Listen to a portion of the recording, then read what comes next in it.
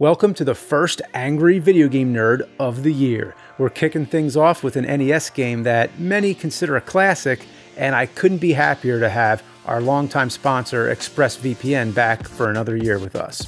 ExpressVPN is the world's #1 virtual private network that not only protects my privacy from hackers, but also unlocks unrestricted access to the internet by switching my geolocation. Often I'll watch Netflix for videos on the channel, and without ExpressVPN browsing, it feels like going into a library that keeps all the good books locked away in a restricted section. ExpressVPN bypasses all that and unlocks access to everything on their proverbial shelves. All you need to do is change your location to another country like Japan, and in a matter of seconds you'll be watching Scream 5 or whatever they called it in beautiful high definition. Go get 'em, Ghostface. And with servers in over 90 countries around the world to pick from, I'm always confident that I can find what I need with a little help from my friend, ExpressVPN. Find out how you can get 3 months of ExpressVPN for free by going to expressvpn.com/cinemassacre or by clicking the link in the description below. Of all the classic myths of ancient Greece, which would you say is the most remarkable? Would it be the story of Prometheus, the Titan War, the Trojan War, the quest for the Golden Fleece, the rescue of Andromeda? All would be very fine choices, as would be any of the legendary heroes, Achilles, Hercules, Perseus, Odysseus. But there is perhaps one that stands out from the rest. It doesn't come from the writings of Plato, Homer, or Sophocles, but from Nintendo in the year 1987 AD. Not written with ink on papyrus, but as ROM data on a circuit board.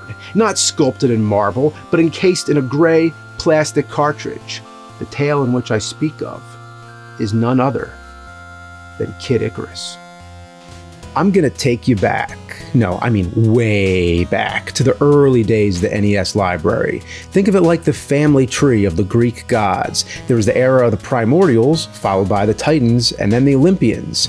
The NES itself had its own primordial age, the black box games as we call them, because they all had that same uniform box art with those distinct pixelated characters that looked just like their in-game counterparts. These games were simpler to play. They were more arcade style, some of them being actual arcade ports like Donkey Kong, Mario Brothers, Kung Fu, and Popeye. Of course, I can't forget Gyromite, since that game required a robotic operating buddy. But let's not dwell on that again. But without a doubt, the most prolific game of that launch was Super Mario Brothers, which would change the course of gaming history. So let's get into the next era of the NES library, which would be the equivalent of the Titans. This is when the true legends were born, and I do mean legend. Of course, all those games were previously released on the console's Japanese counterpart, the Famicom, but for the sake of the story, we're talking specifically the North American NES releases, because it was in the summer of '87 when the Nintendo gods descended before us. They came in swiftly, like a summer thunderstorm, the sky filled with smoldering clouds, churning, brewing in an electric tempest of gaming genius. And then the clouds opened up, and the golden rays of heaven shined upon us, and out from the rays, floating down, came 3 games: Zelda, Rejoice, Metroid, Hallelujah, Kid Icarus. Well, how would I describe that one? Well, I think the best way to sum it up would be with a very famous quote from the great mathematician, astronomer, inventor Archimedes. In his most famous publication, as he so wisely put it, in those immortal words, "Fuck it." Yes, in this context, Kid Icarus had a lot to live up to. Is it remembered as an NES classic? Sure, it is. But comparably, it was the ugly duckling. Another way I can describe it is, if the Nintendo Summer of '87 was a hard rock metal festival, and you had all these amazing bands perform like Iron Maiden, Metallica, Guns N' Roses, but the headliner was, Nickelback. Just think, after we first popped in Legend of Zelda and first took control of the elf-like hero Zelda, oh wait, that's Link. And then we fired up Metroid, playing as the armored suit space warrior, Metroid. Oh wait, that's Samus. Don't kid yourself. If you're as old as me, be honest. Did you know right away? Didn't you skip those opening prologues and ignore the manuals before you eventually found out the real names? So, with Kid Icarus, the character's name must be Icarus. It's the title of the fucking game. Well, guess what? It's Pit. Yeah. Well, why wasn't the game called Kid Pit? I guess it has sort of a shitty ring to it. We'll make a great movie, Kid Pit, starring Brad Pitt. Well, the original Japanese title translates to Light Myth, Palutena's Mirror. But for whatever reason, they changed it to Kid Icarus. What's the big idea confusing us like that? Those motherfuckers. But not like Oedipus. That guy was the original motherfucker. Anyway, the name Icarus comes from the story of King Minos, who built a labyrinth and put a monster in it called the Minotaur. The idea of labyrinths with monsters has probably influenced more video games than we can even begin to count. Anyway, to build the labyrinth, Minos used an architect by the name of Daedalus, like the Neo Geo Daedalus, which converts your arcade MVS Neo Geo cartridges to play on your AES Neo Geo console. The son of Daedalus was named Icarus, who he crafted a pair of wings for to escape his very own labyrinth that Minos imprisoned them in. The fate of Icarus was rather tragic, as he flew too high to the sun, melted his wings, and fell into the sea. With highs and lows, it's very similar to the fate of this game. It sits on a high pedestal, along with all the other highly appraised NES antiques. But has it aged like fine wine? Or has it spoiled into vinegar? Let's uncork this bastard and find out. So the nature of this game is simple. It's a 2D action platformer where you go around shooting enemies while collecting power-ups. Not much to explain. It has only 4 stages, though it's so difficult and grueling it feels more like 50. You're underpowered with a short-range arrow attack. Yeah, Pit sucks, but at least he's not like the hunter Orion. In the classic Greek myth, did you know how Orion was birthed? Do you want to know? Well, okay, Zeus, Hermes, and Poseidon urinate onto a bull's hide, they bury it, and out from it spawns Orion. Imagine if your entire existence came from getting pissed on, not just being pissed on, but pissed on by a god, not just by a god, but by 3 gods. Psst, that'd be the most epic golden shower ever. Wow, holy shit! More like holy piss! Anyway, back to the game. So the first stage is vertical. You know, I'm sorry. I gotta ask, did the 3 gods piss on the bullhide at the same time? Like a big Olympian circle piss party? Okay, back to the game.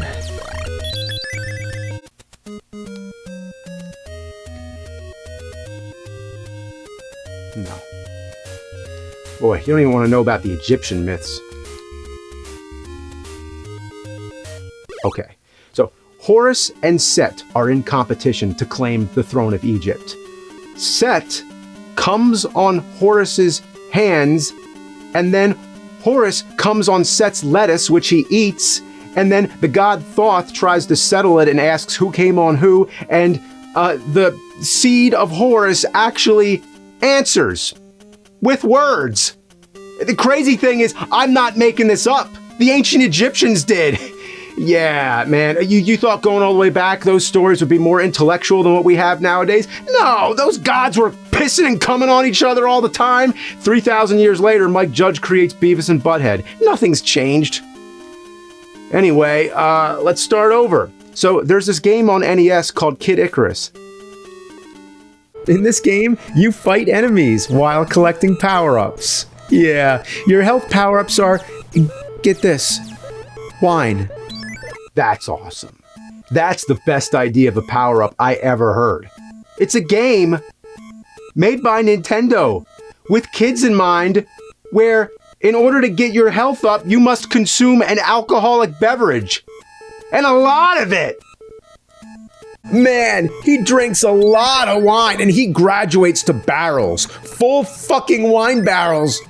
I mean, just to get his health up, he's got to get shit-faced. And dude, wine drunk is the worst. I mean, his teeth are like reddish purple and he's staggering around. It's just... Why isn't this coming out? Oh, I forgot to take the bung out the bung hole. That's what it's called. Not a joke. That's what it's called. And whenever you see wine, you better get it. You think you could go in that door and then come back and it'll still be there? Of course it isn't. Where's my fucking wine? Don't take my fucking wine away! So if the wine is health, what are the hearts? Well, even though they look exactly the same as the hearts in Zelda, they're currency. Well, thanks again for confusing us, Nintendo. You take those hearts and go into the store, but the store doesn't always have the item you want. So to get the item to appear, you gotta leave the store, and then come back in, leave the store, come back in, Leave the store. Come back in. Leave the store. Come back in. Do it again. And again. And again. And again. Oh, when you see the item you want, don't buy it just yet, because there's a special sale going on. To take advantage of this special sale, you must pick up the second controller and push A and B. How'd you know to do that? I know what you're thinking. Magazines, right? Nintendo Power. Find the clues that you can use. Nintendo Power! No, this was before Nintendo Power. Yeah, the power wasn't turned on yet. It was the Dark Ages. So what did you do before the internet and before Nintendo Power? Well, the answer is you didn't do shit. If there's a strategy guide for this game, it would be only one page and say good fucking luck. I mean, look at this shit. The first stage is vertical, and if you fall back, you're dead. What killed me? The airspace I just occupied 2 seconds ago? Oh man, not again. And when you die, take a guess what happens. It sends you back to the beginning of the stage. Staying alive is only the first issue, besides being a Bee Gees song. I'm funny. Next, the game becomes a where the fuck do you go type of game. Yeah, WTFDYG, one of those. Oh geez, I just barely missed that ledge. Now how the hell I get back there, I don't know. You gotta get the map. It's essential. It basically looks like a waffle. No, really, it is a waffle. Yeah, pour some syrup on that shit. Oh, but guess what? The map does nothing. In Zelda, you know, that other Nintendo-made game that came out around that same time, wasn't there a little dot to mark where you are on the map? Here, there's nothing of the sort. That means it's a waffle. Did you ever have a waffle that had a dot on it telling you where to go? No, pretty useless, I'd say, to rely on a waffle while fighting monsters and navigating through labyrinths. Okay, really now, it is the map. It's not lying, but you need to buy a pencil to mark your spot. A pencil. The character needs a pencil to mark the spot. He's in the middle of fighting monsters, then he has to stop and write shit down. Oh look, I finally get to use something from my fashionable pouch right here. So he's like, oh wait, hang on just a minute, I gotta write that. Oh, and meanwhile, he's like chugging just massive barrels full of wine, and he's got his sword and his shield and all that shit, and he's got his bow and arrow right here. Oh shit. And then he's got like fucking torches and all that. And why does this torch make noise? Why does this torch have to make noise? But here's the deal. We accept it. It's made up video game shit. How does Link carry all that stuff? Doesn't matter. It's the kind of thing you're not meant to think about. But you kind of drew my attention to it there. Not to mention, it's a pencil in ancient Greece. But what'd you expect? He's writing with a pencil. With toxic green lead. Let's talk about the enemies. It's definitely a far cry from the monsters of Greek mythology. Actually, I think, wasn't it the 12 Labors of Hercules when he faced off against a bunch of flying Groucho Marx noses and glasses and Goombas? They're Goombas! Did Nintendo rip off Nintendo? Metroids? Definitely. It's beyond question. These are Metroids. Maybe the game's named after them. Maybe they're called Kid Icaruses. There's also the Sirens, which are naked as hell if you look in the manual. Imagine being 5 years old and seeing that. It's a Nintendo manual with tits! But the enemy you don't want to run into is the Eggplant Wizard. This guy was actually one of the villains on the show Captain N. So what happens here, he turns you into an eggplant. This isn't the only game to have eggplants. They also appear in Adventure Island, and likewise, you don't want them. I don't know what it is with eggplants and NES games, but I hear that eggplants have sort of come back into fashion again recently. I don't know why. I'll have to look into that. Or not. So now that you're an eggplant, you can't attack and can't do much of anything. What do you expect? You're an eggplant. You're lucky to walk. So now you just gotta avoid everything. It's like, hey, out of my way. Fucking eggplant coming through. You gotta get to the hospital. Yeah, there's an actual hospital room where they cure you of your eggplant status. Can you imagine walking into the ER and being like, hey, I'm an eggplant. Okay, here's some paperwork. Sit over there. The only thing I hate worse than the eggplant wizards are the bumblebees, or whatever they are. Look at this asshole. He just took my protection barrier away. I worked hard for that. I had to buy the wand. Those things cost 700 hearts. And that brings me to another point. The most annoying, taxing, and draining thing in the whole damn game is getting enough hearts to increase your health limit. You have to pick a spot and just kill enemies over and over. In fact, you better do it on level 1, because if you don't, your health meter will be so minuscule you won't last on the later stages. I'm not messing around. I'm saying you better get 999 hearts before even thinking about moving forward. It's mandatory. And is that fun? Is that what you want to do? Nowadays they call this farming. Wonder who came up with that one. Farming? On Nerd Farms, we take pride in growing weapons and health items for your gaming needs.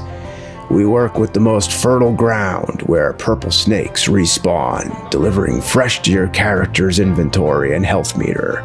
Whether it be slices of pizza for your reptilian green friends, or boomerangs for your purple bat-suited hero, we raise the finest free-range turkey legs for your vampire whipping adventures. We're proud of the quality of our purple glowing orbs to keep you charged during those alien planet excursions. Direct from the land, we make our own blue shimmering capsules for your robot blasting escapades. This ain't just power-ups. This is family. Nerd Farms. Now that's what you call a seal of quality. Another term I hear a lot is grinding. You're not getting a skip for that one. A few other random things. The password system goes by the term sacred words. Never seen that one before, but I sure have some sacred words to say about this game. The bonus rooms have some weird rules. When you shoot the barrels and reveal the items, you can't touch the item or else it sends you out of the room. And if you expose the bad guy, call it the God of Poverty in the manual, then same thing. You don't get any items. You get nothing. You lose. Good day, sir. So basically, you gotta cash out before you find that guy. Kind of like a press your luck round. Big bucks, no God of Poverty. Ah! Along the way, you spend a lot of time freeing soldiers, or centurions as they're called in the manual. They've been turned to stone by Medusa, but after you've collected them, they fly around and help you out. So, of course, I had to get all those guys. Then I get to this purple dragon, which looks as if the Game Over worm from 3D World Runner and Barba from Zelda 2 got together and, well, that's quite an image. Anyway, no fear, the Centurions are going to help me. Well, that was a waste of time. By the way, I should have known that red stuff on the bottom is lava. It confused me because it looked just like the hot springs that heal you, or whatever that is. Maybe it's Tang. Yeah, remember Tang? After going through the final stage, which becomes a horizontal shooter, you come to the last boss, which looks like something Matt Groening would create. After you shoot out the eye, Medusa appears. And after she's finished, the game is over. You rescue the princess, she thanks you, and depending how well you did, Icarus gradually becomes more muscular. Sort of like in Metroid, where Samus wears less clothes. And then it says, Medusa was destroyed, and the light of peace returned to Angel Land, but in order to maintain peace, Pit's struggle continues? Oh no. There's a second loop? Well, I'm not playing that shit again. Kid Icarus? More like Kid Dickarus. I'd rather have a Cyclops take a big cycloptic shit all over my head while Medusa freezes me into stone, preserving the moment for all eternity. But it is a classic game in its own way. It's great, but it fucking sucks. If all the ancient video game heroes had constellations, I would say Icarus or Pit deserves a spot. Oddly, with all the Greek constellations, there never was an Icarus. It was only in 2018 when a distant star was discovered and named Icarus. At 14 billion light years away, it's speculated that it took so long for the light to reach Earth that the star has likely burned out by now. So to see it would literally be to look back into the past. And that sums up this game's legacy. It shined bright in its glory days, and you can still relive those days through nostalgic memory. I induct this game into the Cosmic Nerd Hall of Fame, so next time you look up to the night sky, think of Icarus.